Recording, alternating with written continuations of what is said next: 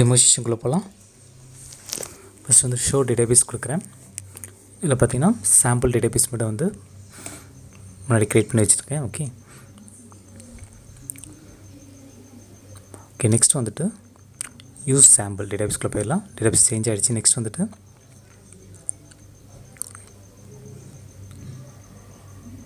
Show tables கொடுத்து run பண்ணுவோம். டோட்டலாக இதில் பார்த்தீங்கன்னா சாம்பிள் டேட்டாபேஸில் கஸ்டமர் அண்ட் எம்ப்ளாயின்ற 2 டேபிள் வந்து க்ரியேட் ஆகி வச்சுருக்கேன் ஆல்ரெடி.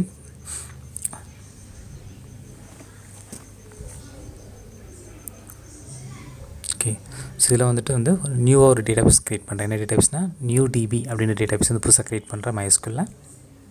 ஸோ டேட்டாபேஸ் வந்து சக்ஸஸ்ஃபுல்லாக வந்து கொரி ரன் ஆகிடுச்சு.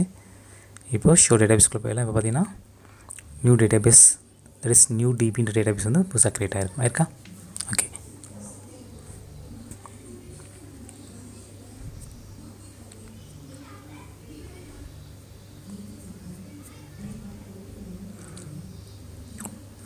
ஃபஸ்ட் நெக்ஸ்ட் வந்துட்டு எக்ஸிட் கொடுத்துடலாம். இப்போ சிடி போட்டு சேஞ்ச் தாரிட்டி போட்டு வெளில வந்துடலாம். இப்போது இதில் MySQL பேக்கப் அது உள்ளார போயிட்டு நான் எல்எஸ் போடுறேன். இதில் எந்த பேக்கப்பும் இல்லை.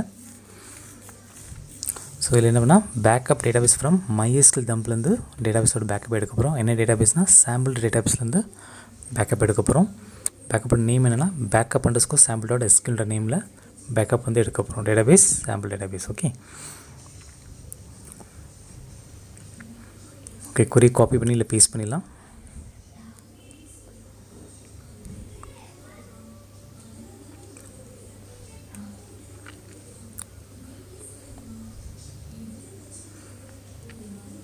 ஓகே நம்ம இந்த கிளாஸில் பொறுத்த வரைக்கும் பார்த்திங்கன்னா ரீஸ்டோர் வந்துட்டு ஒரே ஒரு டேபிள் மட்டும் நம்ம வந்து ரீஸ்டோர் பண்ண போகிறோம்.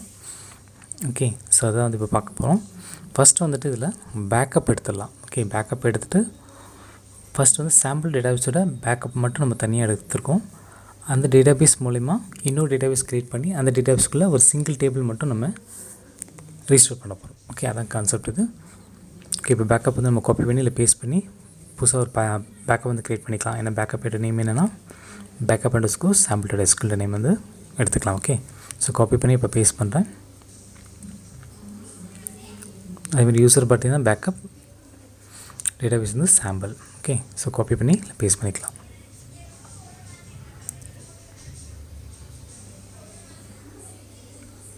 ஓகே இப்போ பாஸ்வேர்ட் கேட்குது. பாஸ்வேர்ட் கொடுத்துடலாம்.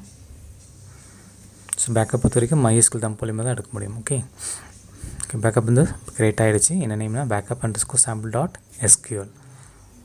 பேக்கப் டைரக்டரி பார்த்தீங்கன்னா MySQL பேக்கப் டைரக்டில் ஸ்டோர் ஆகும். இப்போ வந்து நம்ம டேபிள் வந்து எக்ஸ்ட்ராக்ட் பண்ண போகிறோம். ஸோ அதுக்கு என்ன குறினா SCD -n -e அதில் ட்ராப் டேபிள். ஓகே அதில் இன்கேஸ் லாக் இருந்து அப்படின்னா டேபிள்ஸோட அன்லாக் பண்ணி எடுத்துக்கலாம் அந்த டேபிள்ஸை.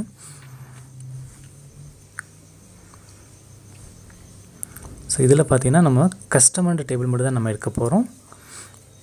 எம்ப்ளாயி டேபிள் வந்து நமக்கு வந்து ரீஸ்டோர் ஆகாது. ஓகே கஸ்டமர் டேபிள் எம்ப்ளாயி தவிர ஸோ இருக்கிற 2 டேபிள் தான் customer table and employee table. So employee table தவிர கஸ்டமர் டேபிள் மட்டும் நமக்கு ரீஸ்டோர் ஆகும். ஸோ அதனால் அதுதான் வந்து நம்ம ட்ராப் டேபிளுக்கு கொடுத்துருக்கோம். ஓகே கொரிஸ் கொடுத்து நான் ரன் பண்ணுறேன். ஸோ employee.sql அது இதில் கிடச்சிருக்கும். இதெல்லாம் MySQL பேக்கப் டைரக்ட்லேருந்து புதுசாக கிடச்சிருக்கா employee.sql. ஓகே ஸோ இப்போ வந்துட்டு நம்ம employee.sql தவிர ரிமைனிங் உள்ள கொரி தான் நம்ம வந்து ரிமைனிங் உள்ள .sql ஃபைல் தான் நம்ம வந்து ரீஸ்டோர் பண்ண போகிறோம். ஸோ ரீஸ்டோர் டேட்டாபேஸ் வந்து MySQL டம்ப். ஸோ அந்த டம்ப் மூலிமா தான் நம்ம எடுக்க போகிறோம். ஓகே இப்போ நான் கொரி வந்து நான் எடுக்கிறேன். காப்பி பண்ணியில் பேஸ்ட் பண்ணுறேன். பாஸ்வேர்ட் கொடுத்துடலாம். ஸோ employee.sql வந்து நமக்கு வந்து அந்த டேபிள் வந்து நமக்கு கிடைக்காது. customer.sql அது மட்டும் நமக்கு ரீஸ்டோர் ஆகும். ஓகே பாஸ்வேர்ட் கொடுத்து ரன் பண்ணுறேன். ஓகே இப்போ வந்து MySQL போயிடலாம். ஸோ MySQL -u யூசர் வந்து ரூட் அண்ட் பாஸ்வேர்டு. ஓகே கொடுத்து ரன் பண்ணுறேன். இப்போ கொரி வந்து ரன் ஆயிடுச்சு. ஸோ இப்போ வந்து ஷோ டேட்டாபேஸ்க்குள்ளே போயிடலாம். இப்போது என்ன டேட்டாபேஸ்னால் sample database and new database. ஏன்னா நியூ டிபின்ற டேட்டாபேஸ் வந்து க்ரியேட் பண்ணியிருக்கோம். ஓகே ஸோ அதில் பார்த்தீங்கன்னா யூஸ் நியூ டிபி. ஸோ அதில் தான் வந்து நம்ம சிங்கிள் டேபிள் வந்து நம்ம ரீஸ்டோர் பண்ணியிருக்கோம். ஓகே டேட்டாபேஸ் வந்து உள்ளார போயிட்டு ஷோ டேபிள்ஸ் அதில் பார்த்தீங்கன்னா இந்த கஸ்டமர். ஸோ அந்த டேபிள் வந்து க்ரியேட் ஆகிருக்கும். இவ்வளோ சிம்பிள். தேங்க்ஸ் ஃபார் வாட்சிங்.